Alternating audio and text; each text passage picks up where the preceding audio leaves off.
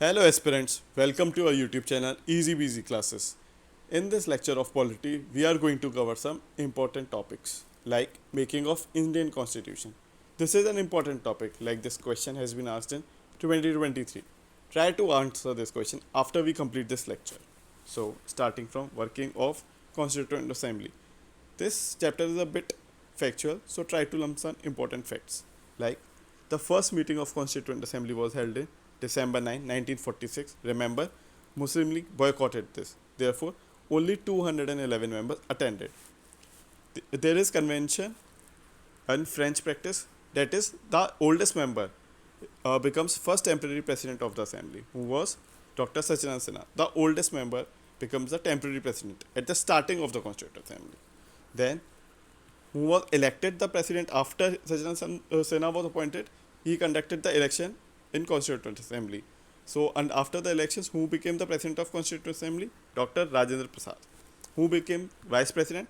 S.C. Mukherjee and V.T. Krishnamachari. We are going to study some chronological detail of Constituent Assembly. Demand for Constituent Assembly. How was the demand for Constituent Assembly happened? So, on 1924, this idea of formation of Constituent Assembly was suggested by Swaraj Party. Then in 1934, M.N. Roy put forward the idea of Constituent Assembly. Then in 1935, Indian National Congress finally adopted this demand for formation of Constituent Assembly to frame Indian Constitution. Then in 1938, Jawaharlal Nehru declared that the Constitution of India should be framed by Constituent Assembly based on adult franchise. Then in 1940, the demand for formation of Constituent Assembly was accepted in principle by during August offer. However, remember, this demand was accepted but it was not implemented. Then in 1942, Cripps' proposal for formation of Constituent Assembly, where there was division of states in the category A, B, C, was rejected. Then in 1946, Cabinet Mission Plan came to India. The idea of Cabinet Mission Plan was to form one Constituent Assembly, not two Constituent Assembly. So, Cabinet Mission Plan rejected the idea of formation of two Constituent Assembly. Guys, you have to learn some key important. This can be asked in chronological order. So, on 9th December 1946, first sitting of Constituent Assembly happened. Then on 11th December 1946, Dr. Rajendra Prasad was elected as president. Then on 13th December 1946, objective resolution was passed. This formed the basis of formation of preamble. Then on 22 July 1947, Constituent Assembly adopted Indian national flag. Then on 15 August 1947, India got its independence. Then on 26 November 1949, the Constitution was enacted. Then on 24 January 1950, adoption of national song and national anthem happened. Then on 26 January 1950, the Constitution came into force and Dr. Rajendra Prasad was elected as India's first president. Then between 25 October 1951 to 21st February 1952, there were first general elections happened in India. Now we'll see what was the composition of Constituent Assembly. It was constituted on November 1946 based on the plan of Cabinet Mission Plan. What was the strength? 389. It included the members from British and Indian provinces, then from Princely State, then from Chief Commissioner Province, that is UT. Composition, it has a representation of all sections. It was an inclusive body. How was the seat allocated? It was allocated between three principal communities, that is Muslims, Sikh and General. That is all everyone except Muslims and Sikh. How was the voting system with? How were they elected? Remember, it was Constituent Assembly was not directly elected. It was indirectly elected based on proportional representation. Means there were elections happened for provinces. Then from provinces, members were sent to Constituent Assembly. So it was the indirect elections. They were partly elected, partly nominated. Remember, Mahatma Gandhi was not a member of Constituent Assembly. So guys, next topic is objective resolution, which was brought by Jawaharlal Nehru on December 13, 1946. It was brought after the first Constituent Assembly meeting that was held on 9 December 1946. So what was it about? It contained fundamental ideas and philosophy of constitutional structure, like ideas of freedom, liberty, how India should be, the ideas of secularism, It represented the ideas of our freedom fighters. So the resolution was adopted on 22 December, January 1947. Our present preamble has been taken from objective resolution. Next is changes by the Independence of India Act.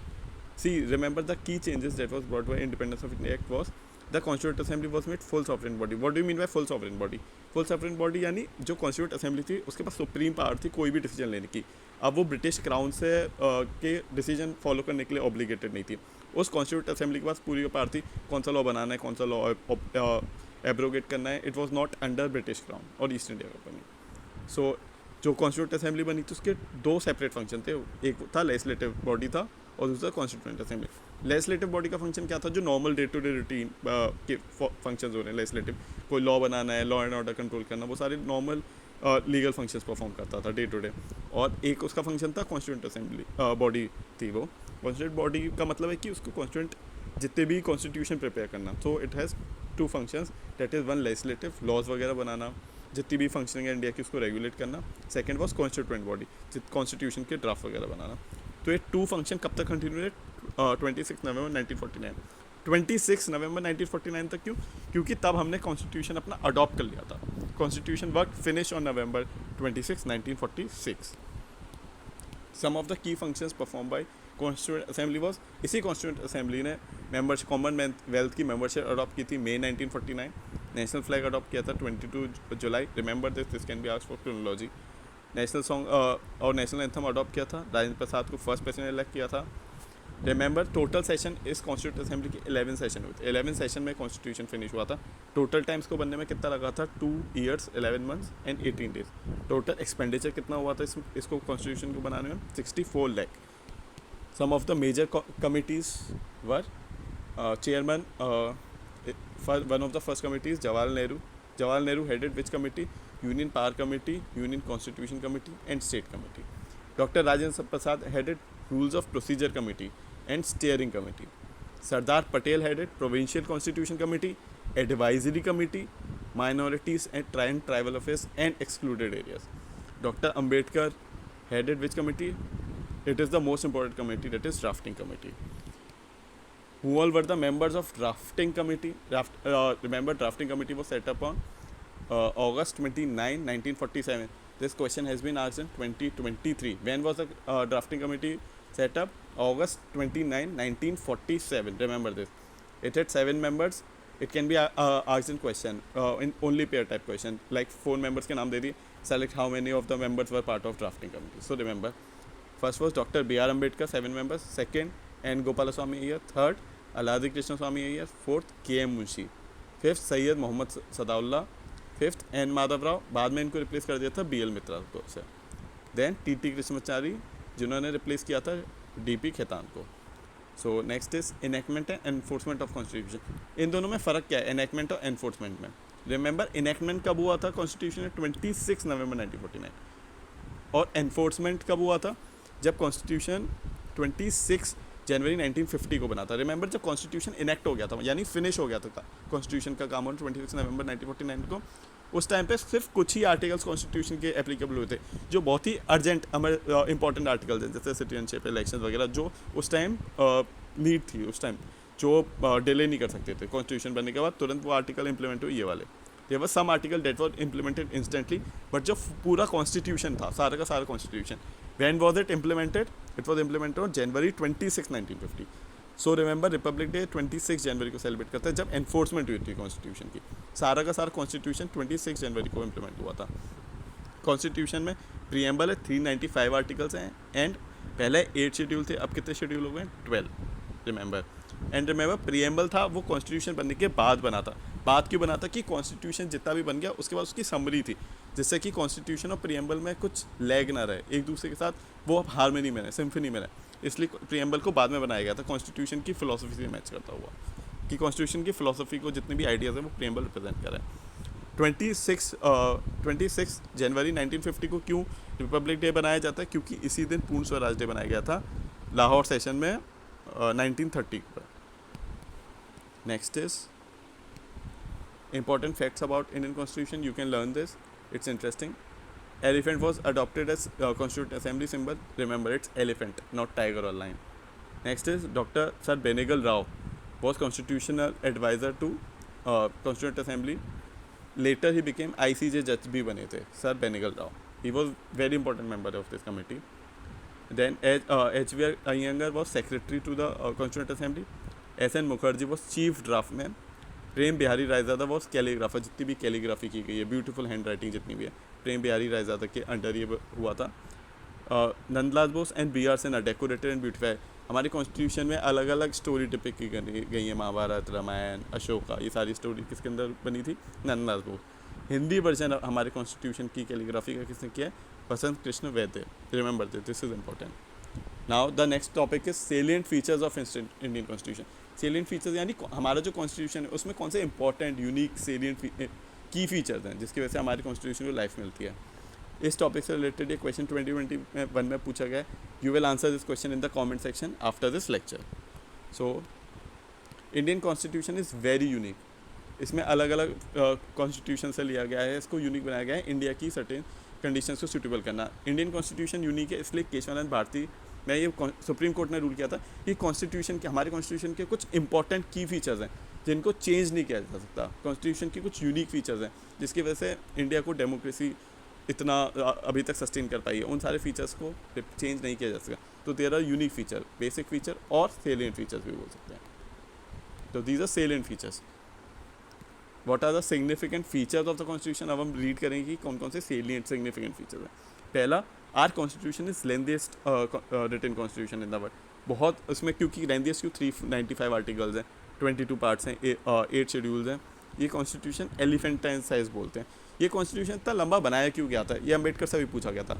Ambedkar ने बताया कि अब हमारे आगे हमारे freedom fighters हैं तो एक ड्रीम एस्पिरेशन होती है इंडिया में क्या आना चाहिए. तो उन्होंने इंडियन कॉन्स्टिट्यूशन में फ़िलासफ़ी दी थी जैसे फ्रीडम, लिबर्टी, इक्वलिटी, डिस्क्रिमिनेशन वगैरह. अधिकतर कॉन्स्टिट्यूशन जब जिसका छोटा होता है उसमें ये बेसिक फ़िलासफ़ी दी जाती है और एडमिनिस्ट्रेटिव का सिंपल ब्रॉड स्ट्रक्चर दिया जाता है, उसकी डिटेल्स नहीं दी जाती.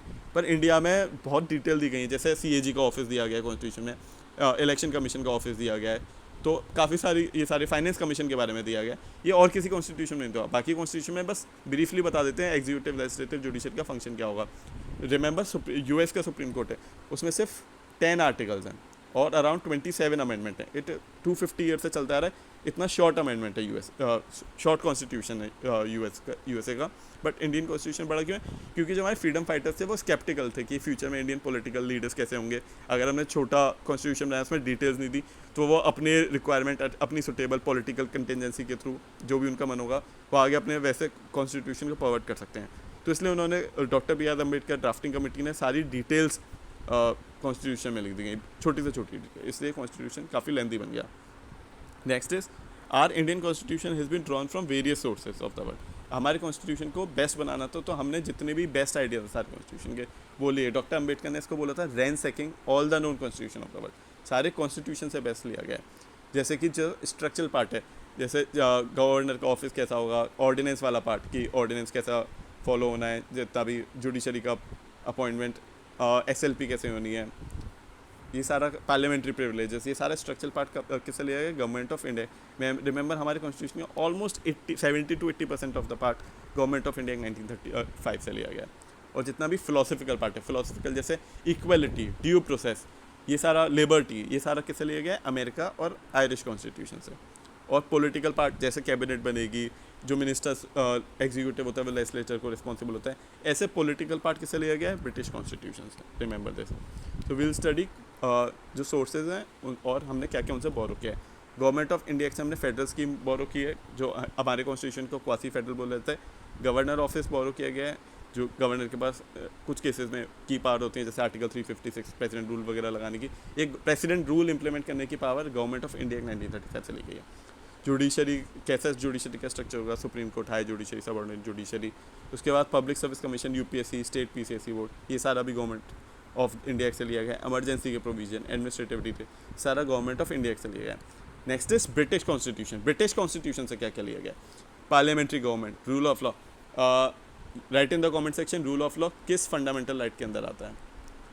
किस फंडामेंटल राइट के अंदर rule of law is related? Option दे रहा हूँ, article 14, article 15, article 19, article 21. Right in the comment section rule of law किस आर्टिकल के अंदर आएगा?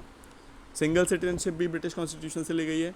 कैबिनेट सिस्टम इंडिया का जो कैबिनेट होता है, काउंसिल ऑफ मिनिस्टर होता है, वो ब्रिटिश कॉन्स्टिट्यूशन से लिया गया है। इंडिया में सिंगल सिटीजनशिप है, बट यूएसए में डबल सिटीजनशिप है। सिंगल सिटीजनशिप का मतलब क्या है कि आप इंडिया के सिटीजन हैं, ऐसा नहीं कि आप यूपी के भी सिटीजन हो और उसके भी इंडिया के भी सिटीजन हो, या फिर आपके पास डुअल सिटीजनशिप नहीं होती। किसी किसी कंट्रीज में डुअल सिटीजनशिप होती है।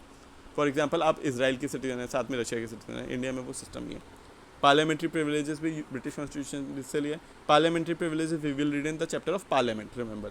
By cameralism, Rajya Sabha, Lok Sabha, prerogative writs, ये सारा हमने ब्रिटिश कॉन्स्टिट्यूशन से लिया गया है। प्रेरोगेटिव रिट्स यानी कि जो मैंडेमस, प्रोहिबिशन, ये सारे रिट्स। यूएस कॉन्स्टिट्यूशन से क्या लिया गया है? Fundamental rights, independent judiciary, judicial independence वाली चीज़, impeachment of president.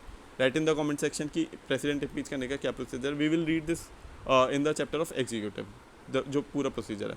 Judicial review, removal of जजेस, हाई कोर्ट जजेस and post of vice president, ये सारा हमने यूएस कॉन्स्टिट्यूशन से लिया। जैसे कि यूएस कॉन्स्टिट्यूशन में जो सेनेट है उसको चेयर कौन करता है? Vice president. Same way India में भी कौन एक्स ऑफिशियल चेयर होता है? राज्यसभा का vice president. This has been taken from US constitution. Irish constitution से क्या लिया है? डीपीएसपी। रिमेंबर डीपीएसपी उससे भी आया है, instrument of instruction. Instrument of instruction से भी डीपीएसपी लिया गया है। Method of election of president, जैसे जो प्रेसिडेंट का इलेक्टोरल कॉलेज होता है वो भी हमने आयरिश कॉन्स्टिट्यूशन से लिया गया।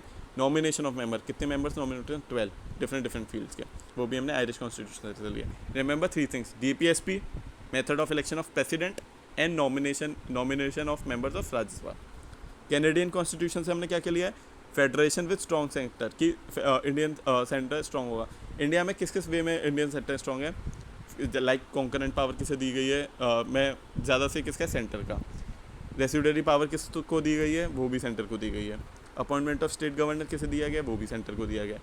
एडवाइजरी जुरिस्डिक्शन, और एडवाइजरी जुरिस्डिक्शन जो सुप्रीम कोर्ट का होता है वो भी किसे दिया गया? सुप्रीम कोर्ट को दिया गया है। अच्छा, कॉन्स्टिट्यूशन के किस आर्टिकल में एडवाइजरी जुरिस्डिक्शन दिया गया है? Which article? Right in the comment section की कॉन्स्टिट्यूशन के किस आर्टिकल में एडवाइजरी जुरिस्डिक्शन सुप्रीम कोर्ट का दिया गया है। This is very important. Then Australian constitution से क्या क्या लिया गया है? Concurrent list, joint sitting of both houses of parliament. Joint sitting जब दोनों हाउसेज में डिसएग्रीमेंट होता है। अच्छा, joint sitting, thing to remember, joint sitting constitution amendment के केस में नहीं हो सकती, ना ही मनी बिल में हो सकती है। It joint sitting can only happen in ordinary bill. Money bill और कॉन्स्टिट्यूशन अमेंडमेंट बिल में joint sitting is not there. ठीक है। Then Weimar constitution of Germany, Germany से हमने क्या लिया गया?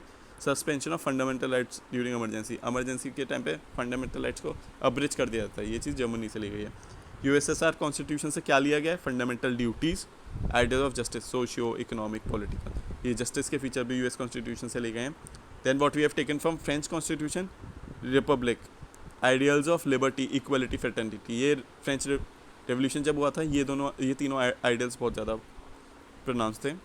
देन साउथ अफ्रीकन कॉन्स्टिट्यूशन से क्या लिया गया है? Procedure of amendment. 3 amendment procedure होते हैं। एक होता है सिंपल मेजॉरिटी, एक होता है स्पेशल, देन होता है special majority with concurrence of half of the state. तो ये प्रोसीजर ऑफ अमेंडमेंट कहाँ से लिया है? साउथ अफ्रीकन कॉन्स्टिट्यूशन से। Then election of members of Rajya Sabha, जो राज्यसभा मेंबर्स होते हैं उनका इलेक्शन भी हमने फर्स्ट सिंगल ट्रांसफरेबल वोट वाला सिस्टम हमने साउथ अफ्रीकन कॉन्स्टिट्यूशन से लिया गया है। रिमेंबर यूपीएससी प्रीलिम्स में ये क्वेश्चन आ सकता है कि क्या राज्यसभा के इलेक्शन में नोटा एप्लीकेबल होता है या नहीं। So remember, NOTA none of the above is not applicable in the system of Rajya Sabha. Rajya Sabha में नहीं होता।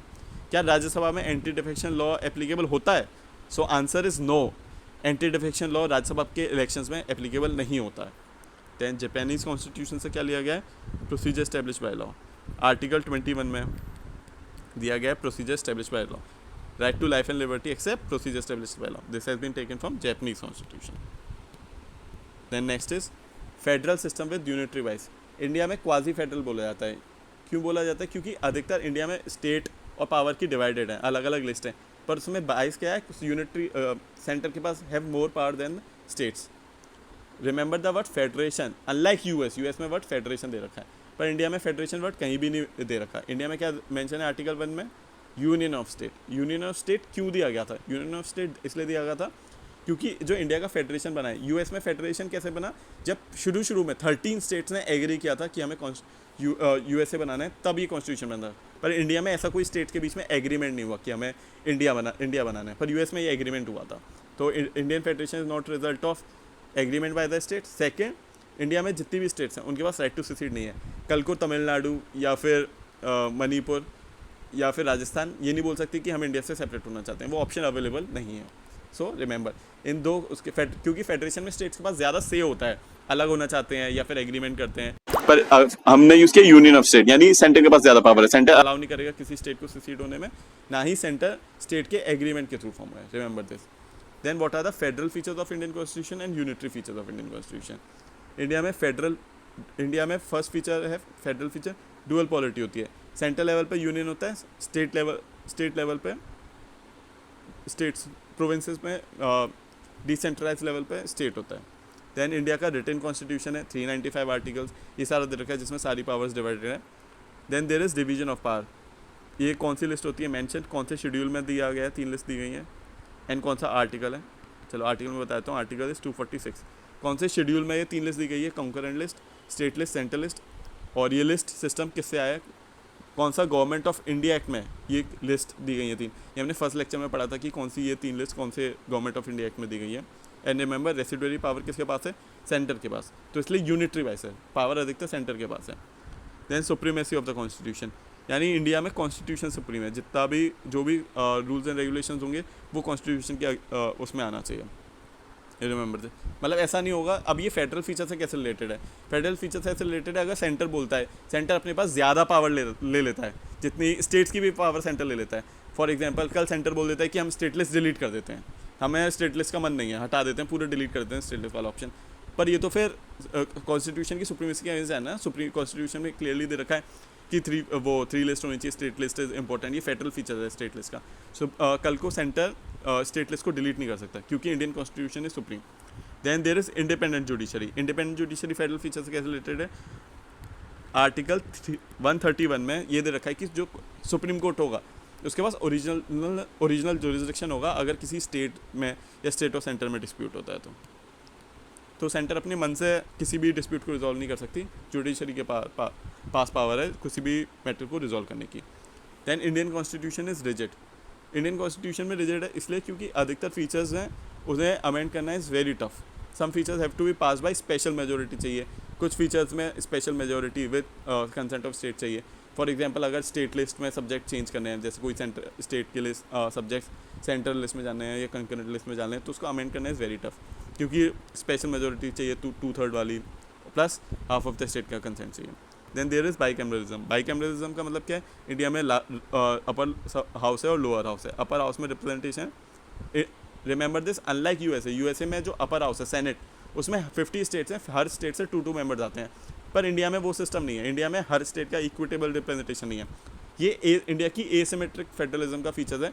एसिमेट्रिक क्यों, अगर सिमेट्रिक यूएस में सिमेट्रिक है, हर स्टेट से 2 मेंबर्स, पर इंडिया में एसिमेट्रिक फेडरलिज्म है। इंडिया में जिस स्टेट की ज़्यादा पॉपुलेशन उस स्टेट को ज़्यादा राज्यसभा के मेंबर्स दिए गए हैं। देन नेक्स्ट इज इंडिया में कुछ यूनिटरी फीचर्स भी हैं, जैसे स्ट्रॉन्ग सेंटर कैसे रेसिडुअरी पावर सेंटर के पास है, यूनियन टेरिटरीज़ में भी अधिकतर रूल सेंटर का चलता है, कंकरेंट लिस्ट में भी सेंटर का से होता है। देन इंडिया में सिंगल कॉन्स्टिट्यूशन है, यूएसए में हर स्टेट का सेपरेट कॉन्स्टिट्यूशन है, पर इंडिया में हर स्टेट का अलग कॉन्स्टिट्यूशन नहीं है, इसलिए इंडिया का कॉन्स्टिट्यूशन और भी बड़ा है क्योंकि इंडिया में सिंगल कॉन्स्टिट्यूशन है, उसमें स्टेट के बारे में भी दिया गया है, सेंटर की पावर भी दी गई है। इंडिया के कॉन्स्टिट्यूशन को फ्लेक्सिबल भी बोला जाता है, और फ्लेक्सिबल के अलावा इंडिया कॉन्स्टिट्यूशन फ्लेक्सिबल है, इसलिए इंडियन कॉन्स्टिट्यूशन को एक लिविंग कॉन्स्टिट्यूशन भी बोला जाता है कि ये टाइम और सिचुएशन के हिसाब से अमेंड किया जा सकता है। फ्लेक्सिबल इंडिया कॉन्स्टिट्यूशन में mostly provision simple ordinary amendment से पास हो सकते हैं।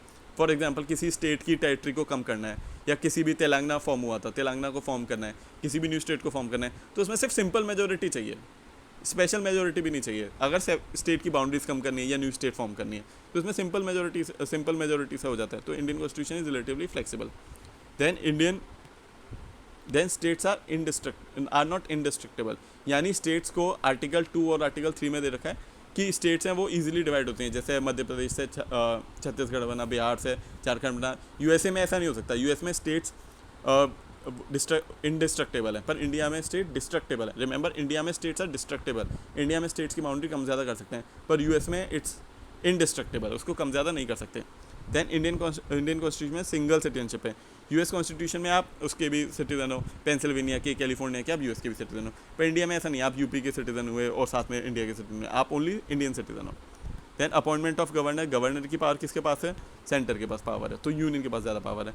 इंटीग्रेटेड जुडिशरी, इंटीग्रेटेड जुडिशरी यानी इंडिया में एक सिस्टम है जुडिशरी का। यूएस में क्या होता है कि यूएस में एक फेडरल जुडिशरी है जो जिसके अपॉइंटमेंट सेंटर करता है, और एक स्टेट जुडिशरी है। स्टेट लेवल पर भी lower judiciary, higher judiciary, supreme court होता है स्टेट लेवल पर भी, साथ में यूनियन लेवल पर भी सुप्रीम कोर्ट होता है। अलग स्टेट का अलग सुप्रीम कोर्ट होता है जो स्टेट के लॉज पर रेगुलेट करेगा, और यूनियन का अलग वो होता है सुप्रीम कोर्ट होता है जो यूनियन के लॉज पर रेगुलेट करेगा। पर इंडिया का जो सुप्रीम कोर्ट है या हाई कोर्ट है वो सेंटर और स्टेट दोनों के लॉज को एडजुडिकेट कर सकता है, पर यूएस में ऐसा सिस्टम नहीं है। इंडिया में स्टेट सुप्रीम कोर्ट सिर्फ स्टेट के लॉज को एडजुडिकेट करेगा। तो इंडिया में इंटीग्रेटेड जुडिशरी है, ना कि अमेरिका की तरह अलग अलग जुडिशरी, स्टेट के लिए और सेंटर के लिए।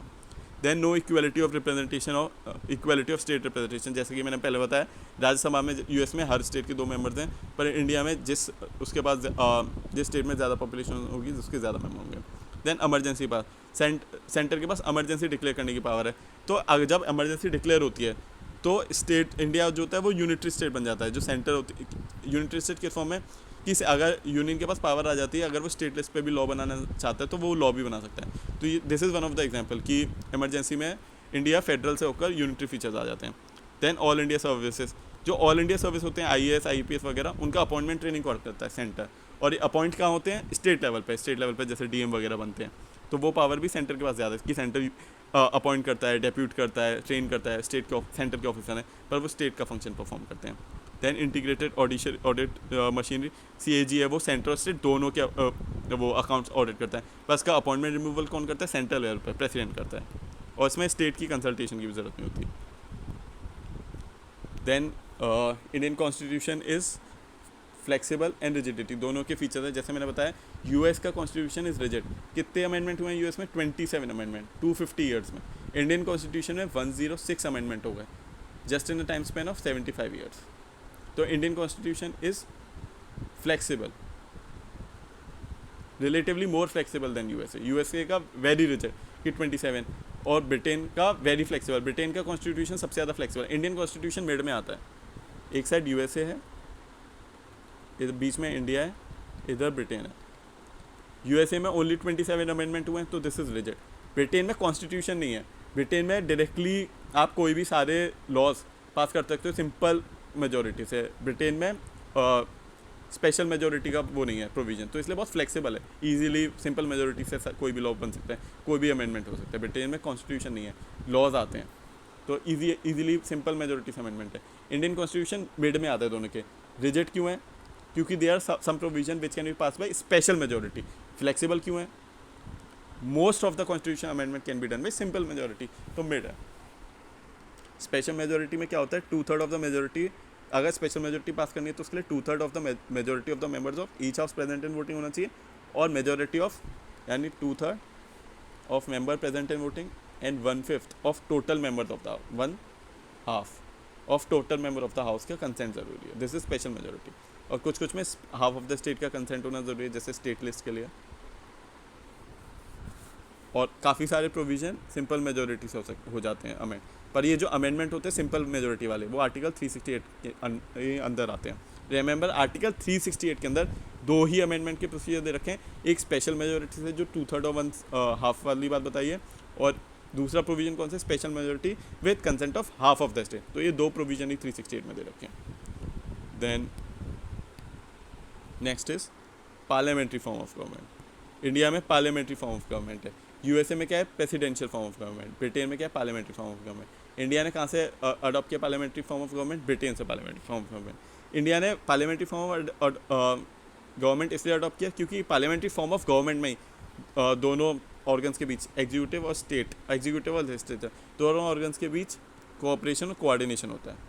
देन पार्लियामेंट्री सिस्टम में कैबिनेट फॉर्म ऑफ गवर्नमेंट होती है, वेस्टमिंस्टर रिस्पॉन्सिबल गवर्नमेंट होती है। यूएसए में प्रेसिडेंशियल फॉर्म ऑफ गवर्नमेंट है, उसमें रिस्पॉन्सिबल गवर्नमेंट नहीं है। पार्लियामेंट्री फॉर्म ऑफ गवर्नमेंट के और क्या क्या फीचर्स हैं? Presence of nominal and real executive, nominal executive president, real executive prime minister, majority party rules, जो भी पार्टी उसमें पार्टी या एक पार्टी या कोएलिशन लेजिस्लेटिव में जिसको मेजोरिटी होती है वही एग्जीक्यूटिव बनाते हैं। देन कलेक्टिव रिस्पॉन्सिबिलिटी होती है एग्जीक्यूटिव की लेजिस्लेचर को।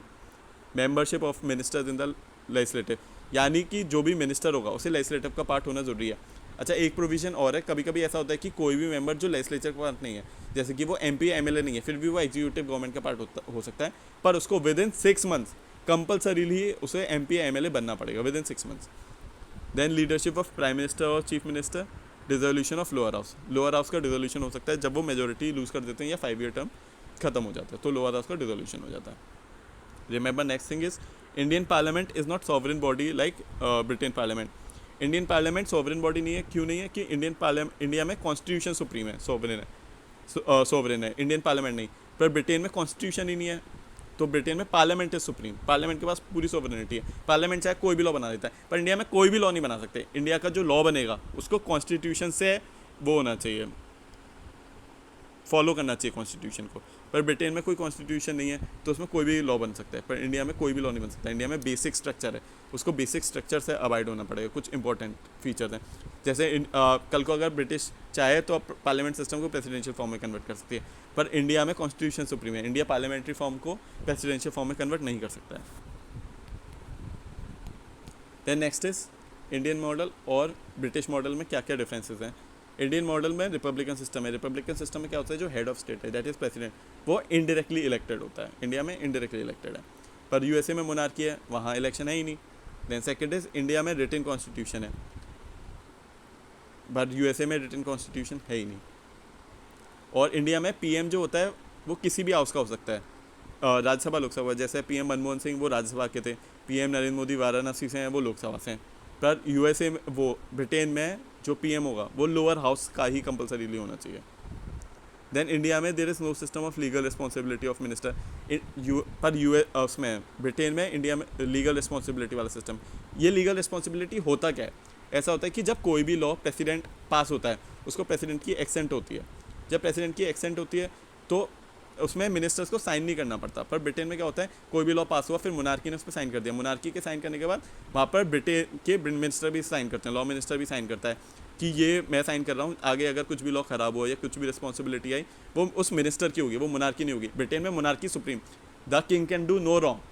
हाँ, ब्रिटेन में क्या सिस्टम होता है, king can do no wrong, कुछ भी रॉन्ग होता है वो मिनिस्टर करेगा, तो वहाँ लीगल रिस्पॉन्सिबिलिटी मिनिस्टर की है, तो मिनिस्टर डबल साइन प्रेसिडेंट के और मोनार्की साइन करने में खुद से रिस्पॉन्सिबिलिटी लेता है। पर इंडिया में वो system of legal responsibility of minister नहीं है, मिनिस्टर दोबारा से साइन नहीं करता। बाकी बाद में और ये हमने पढ़ा कि प्रेसिडेंट कोई भी पर्सन MP या MLA एग्जीक्यूटिव का पार्ट है पर लेजिस्लेटिव का पार्ट नहीं है, उसे मैक्सिमम ऑफ 6 मंथ्स में इलेक्ट होना ज़रूरी है। और इंडिया में शेडो कैबिनेट वाला सिस्टम नहीं। शेडो कैबिनेट क्या होता है, जो ऑपोजिशन होती है वो अपना खुद का कैबिनेट बनाती है जिससे उसको रूलिंग पार्टी को अकाउंटेबल ठहराया जा सके। पर ब्रिटेन में शेडो कैबिनेट का सिस्टम है और members of parliament alone are appointed as minister.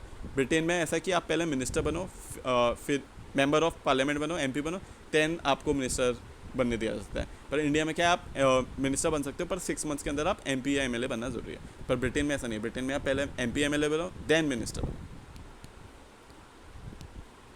Then India is a classic example of middle point, golden mean. India में मिड पॉइंट आता है। USA में क्या होता है, जुडिशियल सुप्रीमेसी। ब्रिटेन में क्या होता है, पार्लियामेंट्री सुप्रीमेसी। जुडिशियल सुप्रीमेसी क्या है कि USA का जो भी कॉन्स्टिट्यूशन होता है उसको जुडिशरी के अंडर होता है, जुडिशरी कुछ भी इंटरप्रेट कर सकते हैं। जुडिशरी के पास USA में इंटरप्रिटेशन की बहुत सारी पावर है क्योंकि USA में कॉन्स्टिट्यूशन है, पर ब्रिटेन में कॉन्स्टिट्यूशन ही नहीं है, तो जुडिशरी के पास क्या इंटरप्रेट करेगा, मतलब कैसे बोलेगा कि ये लॉ कॉन्स्टिट्यूशन को फॉलो कर रहा है कि नहीं। इंडिया में जैसे बोलता है, India is the mid point. India में जुडिशरी बोल सकता है, जुडिशरी वो कर सकता है कि कौन सा लॉ कॉन्स्टिट्यूशन है कि नहीं, पर साथ साथ पार्लियामेंट के पास भी पावर है अनलिमिटेड कि वो क्या क्या चेंजेस वगैरह करना चाहती है। तो इंडिया में पार्लियामेंट के पास पावर है कि वो कॉन्स्टिट्यूशन अमेंड करें, पर रिमेंबर कॉन्स्टिट्यूशन को अनलिमिटेड अमेंड नहीं कर सकती, उसको कुछ बेसिक फीचर्स हैं, बेसिक इंपॉर्टेंट प्रिंसिपल हैं, जैसे पार्लियामेंट को प्रेसिडेंट फॉर्म में ना कन्वर्ट करना, सेक्युलरिज्म को इंडियन कॉन्स्टिट्यूशन से डिलीट नहीं करना, रूल ऑफ लॉ को फॉलो करना, रूल ऑफ लॉ वाला प्रोविजन कॉन्स्टिट्यूशन से नहीं हटाना। तो ये सारे पार्लियामेंट इंडियन कॉन्स्टिट्यूशन को अमेंड कर सकता है, बट कुछ बेसिक फीचर को अमेंड नहीं कर सकता है, जिसको जुडिशरी ने बेसिक फीचर केशवानंद भारती में बोला है। तो सॉवरेनिटी ऑफ पार्लियामेंट ब्रिटेन से आई है, जुडिशियल सुप्रीमेसी अमेरिकन कॉन्स्टिट्यूशन से आई है। जो क्योंकि स्कोप ऑफ जुडिशियल पावर है वो यूएसए में बहुत वास्ट है, इट इज़ वास्ट। इंडिया में इतना जुडिशरी के पास पावर नहीं है जुडिशियल रिव्यू का, नहीं तो जुडिशरी अगर ज़्यादा उसको वो कर लेती है, रिव्यू करती है, तो उसको हम क्या कहते हैं, जुडिशियल एक्टिविज्म या जुडिशियल ओवररीच। इंडिया में जुडिशियल ओवररीच को गलत तरीके से देखा जाता है, पर वो यूएसए में नहीं देखा जाता क्योंकि यूएसए में जुडिशियल सुप्रीमेसी है। तो इंडिया में दोनों का प्रॉपर सिंथेसिस है। इंडिया में कॉन्स्टिट्यूशन सुप्रीम है, इंडिया में constitution is supreme, constitution supreme. इसी के अंदर, कॉन्स्टिट्यूशन के अंदर ही पार्लियामेंट आते हैं। पार्लियामेंट और जुडिशरी दोनों के hands are tied by constitution. Parliament laws ऐसे नहीं बना सकता जो कॉन्स्टिट्यूशन को ब्रेक करें, और जुडिशरी अपनी पावर जो कॉन्स्टिट्यूशन में मेंशन है उससे ज़्यादा एक्सीड नहीं कर सकती है। देन इंडिया में इंटीग्रेटेड और इंडिपेंडेंट जुडिशरी का सिस्टम है।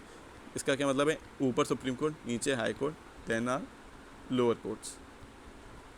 हाई कोर्ट, सुप्रीम कोर्ट दोनों के लॉज को एजुकेट करता है। अगर स्टेट कोई लॉ बनाएगा उसको सुप्रीम कोर्ट भी देखता है, हाई कोर्ट भी देख सकता है, और स्टेट जो लॉज बनाएगा, सेंट्रल जो लॉज बनाएगा वो दोनों देख सकते हैं। पर यूएसए में क्या है, स्टेट है और ये फेडरल यूनियन गवर्नमेंट है। स्टेट लेवल पे सुप्रीम कोर्ट है, हाई कोर्ट है, लोअर कोर्ट है। सिमिलरली यूएसए में भी सुप्रीम कोर्ट ऑफ यूएसए है, देन उधर सर्किट कोर्ट्स हैं, वहाँ हाई कोर्ट को सर्किट कोर्ट्स बोलते हैं, यानी 10-12 स्टेट्स को मिलाकर एक कोर्ट हो गया, तो वहाँ सर्किट कोर्ट्स हैं। तो ये अलग अलग, यूएसए में ये दोनों अलग अलग फीचर। ये supreme court, circuit court central law को देखते हैं, और स्टेट जो होता है state supreme court, high court state laws को देखते हैं। सो रिमेंबर, इंडियन कॉन्स्टिट्यूशन में integrated judiciary, integrated independent judiciary, पर यूएसए में इंटीग्रेटेड नहीं है, यूएसए में दोनों के अलग अलग है।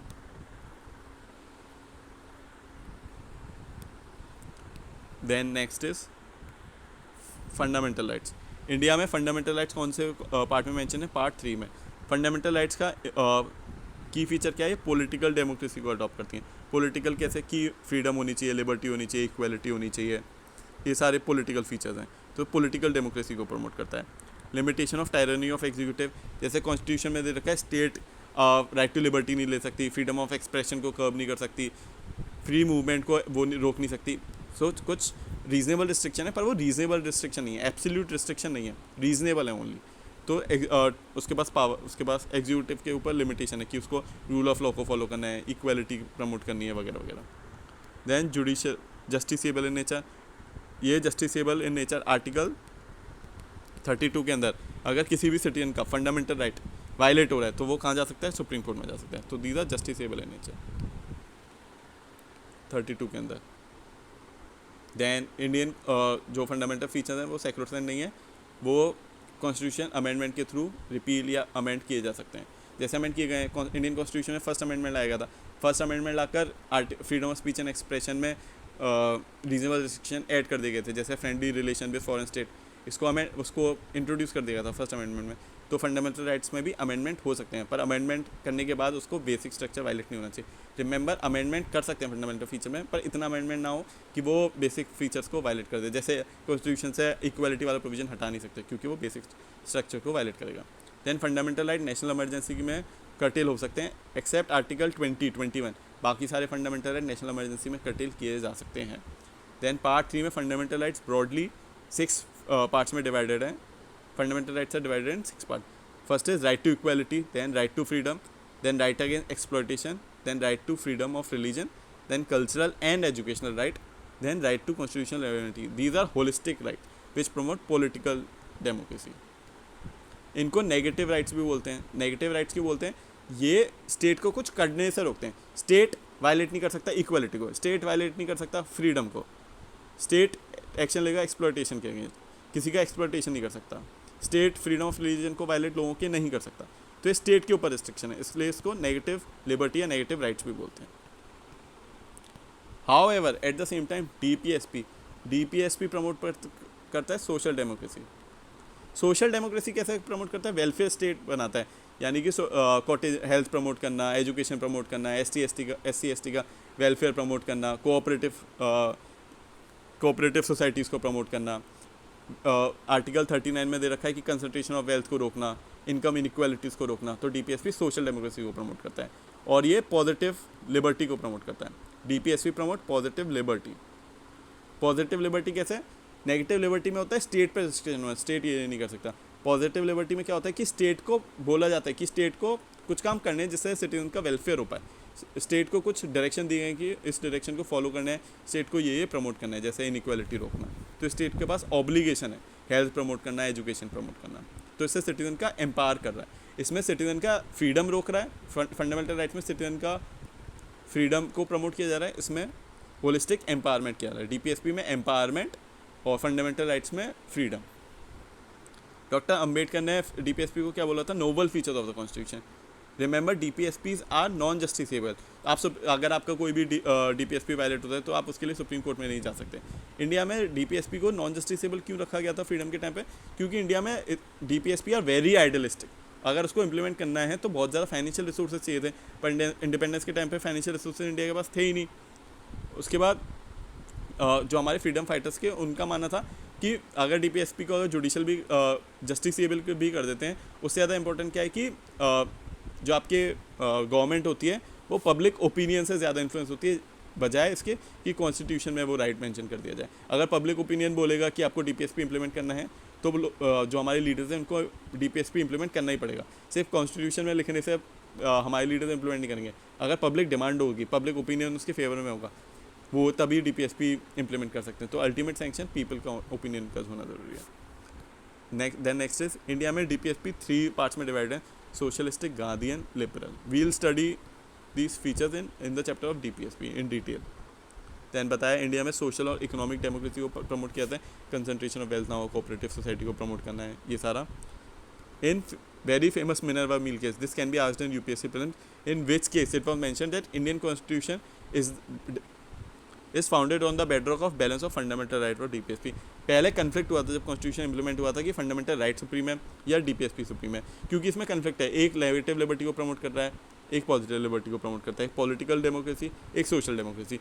तो इनमें सुप्रीम क्या है कि क्योंकि फंडामेंटल राइट में पहले ये दे रखा था कि राइट टू प्रॉपर्टी है, पर साथ में डीपीएसपी में ये दे रखा था कि कंसंट्रेशन ऑफ वेल्थ नहीं होना चाहिए, किसी के एक के हाथ में सारा वेल्थ नहीं होना चाहिए, पर फंडामेंटल राइट में राइट टू प्रॉपर्टी है, तो इसमें कन्फ्लिक्ट हुआ।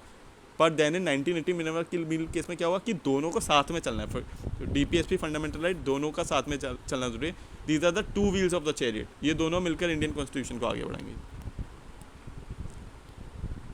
Then next is fundamental duties. Fundamental duties are important part of the constitution. ये कब इंट्रोड्यूस हुई? 42nd अमेंडमेंट से फंडामेंटल ड्यूटीज़ इंट्रोड्यूस हुई। किसके रिकमेंडेशन पे? स्वर्ण सिंह कमेटी के रिकमेंडेशन पे, आर्टिकल 51A के अंदर 11 फंडामेंटल ड्यूटीज़ इंडियन कॉन्स्टिट्यूशन में, और 86 अमेंडमेंट के अंदर एक फंडामेंटल ड्यूटी और ऐड की गई। What was it about? Right in the comment section की 86 अमेंडमेंट्स है। फंडामेंटल ड्यूटीज़ में कौन सी ड्यूटी का अमेंडमेंट हुआ? What was it related to? Education, hint दे रहा हूँ, education, health, environment, what was it related to? Right in the comment section. Then these fundamental duties are also non justiciable and non enforceable. Fundamental duties अगर violate हो रही है तो आप supreme court में नहीं जा सकते कि ये जस्टिसेबल नहीं है। हाँ, ये हो सकता है कि फंडामेंटल ड्यूटीज़ को लॉ ला के इम्प्लीमेंट कर दिया जाए, जैसे right to environment, clean environment है, क्लीन एनवायरनमेंट के लिए पोल्यूशन बोर्ड वगैरह बनाए गए हैं, तो पोल्यूशन बोर्ड से रिलेटेड आपको कोई इशू हो रहा है तो आप सुप्रीम कोर्ट जा सकते हो, पर डायरेक्टली फंडामेंटल ड्यूटी कोई वायलेट हो रही है आप डायरेक्टली जस्टिसेबल नहीं है। Then Indian constitution is secular, ये हम आगे भी पढ़ेंगे डिटेल में। इंडियन कॉन्स्टिट्यूशन सेक्युलर है, जैसे ब्रिटेन है, ब्रिटेन में प्रोटेस्टेंटिज्म इज सुप्रीम, पर इंडियन को ईरान है, पाकिस्तान में इस्लामिक रिपब्लिक ऑफ पाकिस्तान है।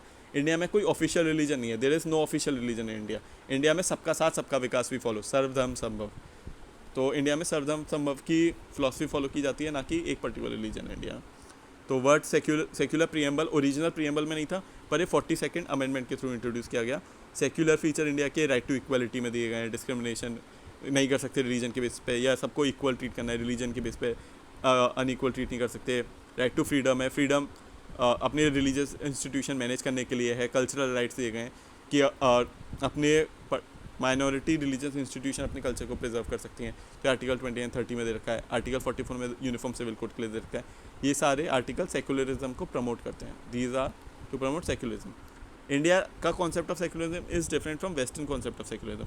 इंडिया में पॉजिटिव कॉन्सेप्ट ऑफ सेक्युलरिज्म है, यूएसए में नेगेटिव कॉन्सेप्ट ऑफ सेक्युलरिज्म है. वेस्ट में क्या है, there is strict boundary between church and the state, there is separate boundary कि दोनों एक दूसरे काम में इंटरफेयर नहीं कर सकते. पर इंडिया में पॉजिटिव सेक्युलरिज्म है. इंडिया में एक वो प्रिंसिपल डिस्टेंस है, यानी इक्वल प्रिंसिपल डिस्टेंस है. इंडिया में अगर चाहें तो स्टेट जो है वो रिलीजन में रिफॉर्म करने के लिए लॉज वगैरह इंट्रोड्यूस करते हैं. For example Sabarimala judgement declare हुआ, ट्रिपल तलाक को अनकॉन्स्टिट्यूशनल वायलेट किया गया, ट्रिपल तलाक लॉ लाया गया. तो इंडिया में स्टेट रिलीजन मैटर में इंटरफेयर कर सकती है वेलफेयर प्रमोट करने के लिए, पर यूएसए में ऐसा नहीं है. देन इंडियन कॉन्स्टिट्यूशन में पॉजिटिव एस्पेक्ट है. Then next is universal adult franchise. India में यूनिवर्सल एडल्ट फ्रेंचाइज किस बेस पर है, सबको जो भी 18 ईयर से अबव है उसको वोटिंग करने का प्रोविज़न दिया गया है. अच्छा, प्रीलिम्स में एक क्वेश्चन आ सकता है कि क्या जो प्रिवेंटिव डिटेंशन में लोग हैं, प्रिवेंटिव डिटेंशन में वोटिंग अलाउड है. The answer is no. The people who are in preventive detention उनको राइट टू वोट नहीं है. Then next is right to vote legal right, constitutional right और fundamental right. Remember, right to vote is a constitutional right. Then next is पहले जो जब constitution implement हुआ था उसमें राइट टू वोट वोटिंग की एज क्या थी 21. Then it was reduce to 16. ये किस अमेंडमेंट के थ्रू, 61 अमेंडमेंट के through age was reduce to 18. Then India is provision of single citizenship. जैसे कि मैंने बताया इंडिया में एक ही सिटीजन होता है, इंडियन सिटीजन, अनलाइक यूएसए जिसमें एक बंदा यूएसए का भी सिटीजन हो सकता है और पर्टिकुलर स्टेट का भी सिटीजन हो सकता है. Then another salient feature of Indian constitution is Indian independent bodies. India में इंडिपेंडेंट बॉडीज़ हैं जैसे कि इलेक्शन कमीशन कॉन्स्टिट्यूशन में मेंशन है आर्टिकल 324 में. Then office of CAG mention है article 280. Remember this article. Then Indian constitution में UPSC भी है 312 में, स्टेट पब्लिक सर्विस कमीशन भी मेंशन है. ये सारे इंडिपेंडेंट बॉडी मेंशन है. ये यूएस के कॉन्स्टिट्यूशन में भी मेंशन नहीं है, पर these are constitutional bodies mentioned in Indian constitution. Then Indian constitution में बहुत ही वर्ल्ड के रेयर कॉन्स्टिट्यूशन होते हैं जिनमें इमरजेंसी प्रोविजन मेंशन हो. जैसे यूएसए के कॉन्स्टिट्यूशन में इमरजेंसी प्रोविजन नहीं है, बट इंडियन कॉन्स्टिट्यूशन में इमरजेंसी प्रोविजन है. जैसे इमरजेंसी इंपोज की जा सकती है on the ground of war, external aggression या आर्म रेवेलियन अंडर आर्टिकल 352. ये इमरजेंसी कब डिक्लेयर होती है, जैसे इंडिया की सोवरेनिटी, यूनिटी, इंटीग्रिटी थ्रेट में हो, इंडिया का पॉलिटिकल सिस्टम, यूनिटी, इंटीग्रिटी इतनी इमरजेंसी सिचुएशन में इंप्लीमेंट की जाती है जब ये सारी चीज़ें सोवरेनिटी, यूनिटी थ्रेट फेस कर रही है इंडिया का. दैन इंडिया में स्टेट इमरजेंसी भी डिक्लेयर की जा सकती है गवर्नर जब रिपोर्ट सबमिट करता है, या बिना गवर्नर की रिपोर्ट सबमिट किए भी इंडिया में प्रेसिडेंट रूल इम्प्लीमेंट हो सकता है under article 356. Remember, administrative breakdown of machinery नहीं होनी चाहिए. मतलब जब भी प्रेसिडेंट रूल डिक्लेयर होता है देन सेंटर ये नहीं बोल सकता कि करप्शन हो रहा है स्टेट में, इंडिया स्टेट अच्छा एडमिनिस्ट्रेशन फंक्शन परफॉर्म नहीं कर रहा, करप्शन होता है, पेपर लीक होते हैं. इस बेसिस पे इंडिया का वो प्रेसिडेंट रूल डिक्लेयर नहीं हो सकता. इंडिया में प्रेसिडेंट रूल कब डिक्लेयर हो सकता है, जब कॉन्स्टिट्यूशनल मशीनरी का ब्रेकडाउन. कॉन्स्टिट्यूशनल मशीनरी का ब्रेकडाउन कब होता है, जैसे कि जब से बहुत सारे कम्युनल राइट्स हो रहे हैं. जैसे इंडियन कॉन्स्टिट्यूशन में वो दे रखा है सेक्युलरिज्म, पर अगर किसी भी स्टेट में बहुत मेजर कम्युनल राइट्स हो रहे हैं तब कॉन्स्टिट्यूशनल मशीनरी का ब्रेकडाउन माना जाता है, तब 356 आर्टिकल इंप्लीमेंट हो सकता है.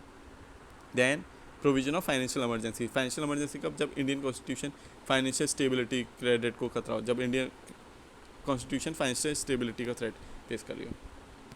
Then next is Indian constitution में 3 टियर गवर्नमेंट है.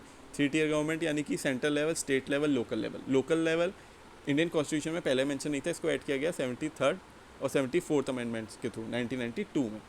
73rd अमेंडमेंट से क्या इंट्रोड्यूस हुआ, पंचायत. पंचायत में कौन सी लिस्ट, पंचायत कौन सी लिस्ट पर एजुकेट कर सकता है वो शेड्यूल 11 में मेंशन है. और 74 अमेंडमेंट में म्यूनिसिपैलिटी, अर्बन लोकल बॉडी से रिलेटेड प्रोविजन है, जिसमें अर्बन लोकल बॉडीज किन किन लिस्ट पॉइंट्स पे लॉज बना सकता है, एडजुडिकेट वो किस किस पॉइंट्स पे फंक्शन परफॉर्म कर सकते हैं, उसके फंक्शंस के लिए शेड्यूल 12 में मेंशन है. पार्लियामेंट के फंक्शन के लिए शेड्यूल 11, म्यूनिसिपैलिटी के फंक्शन की list schedule 12. Then article 40 of DPSP में विलेज पंचायत का भी प्रोविजन दिया गया है, जो गांधीयन फीचर भी है.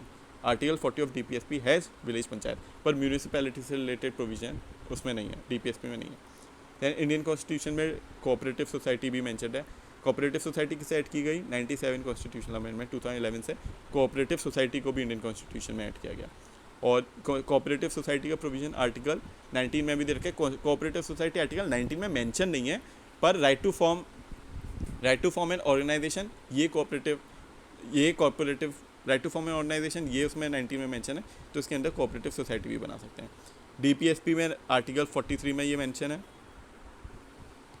देन 9B पार्ट कॉन्स्टिट्यूशन का 9B पार्ट में भी cooperative societies are mention. Then there are some of the criticism of Indian constitution. क्या क्या क्रिटिसिज्म है? कुछ लोगों ने बोला गया, फ्रीडम फाइटर्स ने भी, कुछ फ्रीडम फाइटर कॉन्स्टिट्यूशन असेंबली के मेंबर ने बोला था कि Indian constitution is borrowed constitution, हमने US से कुछ लिया, आयरलैंड से कुछ ले लिया, साउथ अफ्रीका से कुछ ले लिया, कुछ ओरिजिनलिटी तो है ही नहीं। Then next criticism is Indian constitution is carbon copy of 1937। मैंने बताया 80% ऑफ द कॉन्स्टिट्यूशन 1935 से लिया गया।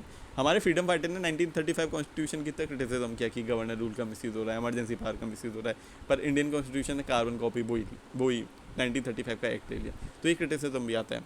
फिर देन ये भी बोला जाता है Indian constitution is an Indian और anti Indian.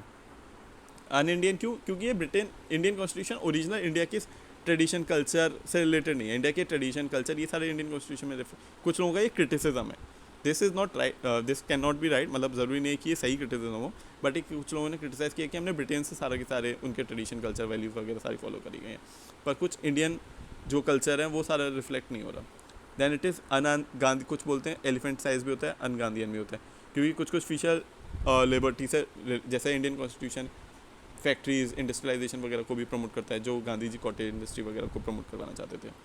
Then elephant in size काफ़ी बड़ा कॉन्स्टिट्यूशन है, क्योंकि स्टेट का अलग कॉन्स्टिट्यूशन ही है, वो सारी डिटेल भी सेंट्रल यूनियन कॉन्स्टिट्यूशन में दी गई है। दैन उसमें सारे फिलोसफिकल आइडियाज़ भी दिए गए हैं, एडमिनिस्ट्रेटिव आइडियाज़ भी दिए हैं, तो therefore Indian constitution is very big. Some national symbol, this can be asked in state PCS, और there are very few chances that it can be asked in UPSC। Indian constitution में some की national symbols के बारे में पढ़ेंगे। Then national flag जो था वो डिज़ाइन किसने किया था? पिंगाली वेंकैया ने। नेशनल एम्बलम कौन सा इंडिया का? नेशनल एम्बलम इंडिया ने लिया था सारनाथ लाइन से। Indian emblem is Ashoka. UPSC में क्वेश्चन आ चुका है कि सत्यमेव जयते ये कहाँ से लिए गए हैं? सत्यमेव जयते, this is the question of PYQ। सत्यमेव जयते has been taken from Mundaka Upanishad. Remember, सत्यमेव जयते has been taken from Mundaka Upanishad. इसका मतलब क्या है? सत्यमेव जयते का ट्रुथ अलोन ट्राइम्स, की सच्चाई की हमेशा जीत होती है। National emblem is Ashoka. Then national anthem, what is the national anthem of India? It is Jana Gana मन। ये कब अडॉप्ट किया गया था? जब रिपब्लिक इंडिया डिक्लेयर हुआ था 24 जनवरी 1950 को it was adopted. India's national anthem was adopted in 24 January 1950। Jana Gana Mana. Jana Gana Mana was written by Rabindranath Tagore, remember this. Then national song is Vande Mataram. It was composed in Sanskrit, remember, in Sanskrit by Bankim Chand Chattopadhyay. It is taken from Anandvat, not Hindi. It is composed in Sanskrit.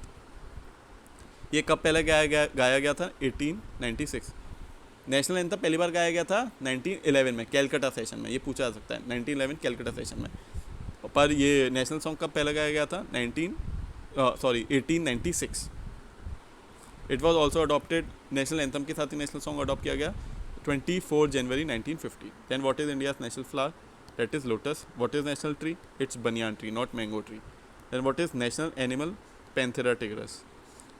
1972 से पहले line था India का national animal, पर 1972 के बाद India का national animal कौन सा हो गया? टाइगर। अच्छा, ये आपको याद होगा कि 1972 में ही मिसेस इंदिरा गांधी ने प्रोजेक्ट टाइगर का लॉन्च किया था, क्योंकि टाइगर का एक्सटिंक्शन हो रहा था, तो इसलिए लाइन से टाइगर चेंज कर दिया गया इंडिया का national animal. Then what is national fruit? Mango is the national fruit. What is national river? 2009 में गंगा को नेशनल रिवर डिक्लेयर किया गया। Then what is national calendar? India का नेशनल कैलेंडर है शाका calendar, which was adopted in 1957 में। शाका calendar adopt किया गया, जिसमें चैत्रा से स्टार्टिंग होती है। ये UPSC में पूछा जा चुका है। Indian national calendar is based on Shaka era, और उसका पहला मंथ कौन सा होता है? Chaitra. Then which is India national bird? It is peacock, और पीकॉक को शेड्यूल 1 में डाला गया है। 1972 के अंदर फुल प्रोटेक्शन है। Then what is national aquatic animal? India's national aquatic animal is dolphin, remember. Then what is national currency of India? It is Indian rupee in Devanagari script, this. So guys, that's all for this session. तो अपने जो भी doubts वगैरह हों वो आप comment section में लिख सकते हैं। जो भी क्वेश्चन आपसे पूछे गए हैं PYQs चैप्टर की स्टार्टिंग में दिया है, उसके आंसर्स आप कमेंट सेक्शन में मेंशन करिए। We'll meet in next session. Thank you.